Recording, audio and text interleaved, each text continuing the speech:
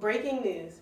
Vladimir Propp has just stated that 11 of the 31 functions and 4 of the 7 spheres for narratology have been found in Joyce Carol Oates' The Landfill.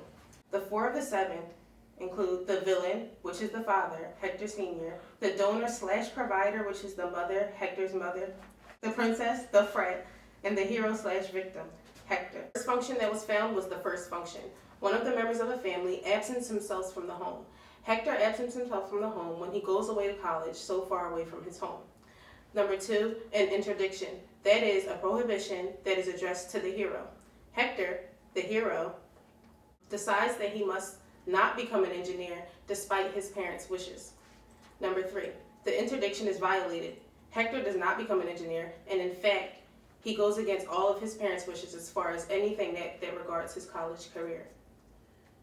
Number 4, the villain makes an attempt at reconnaissance. The villain, the father, isn't content with Hector's decisions. Number 5, the villain receives information about his victim.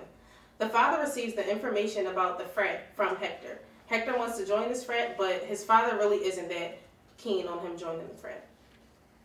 Number 6, the villain attempts to deceive the victim in order to take possession of him or his belongings. His father refused to aid his son in the frat venture. Number 8, the father causes harm to the mother distress when he refuses to pay the frat fees. And number 8, in the functions, the villain causes harm or injury to a member of the family. The member of the family, which is the mother. The mother, in this case, also plays the provider or the donor. Number 9, misfortune or lack is made known. The hero is approached with request or command, and he is allowed to go, or he is dispatched.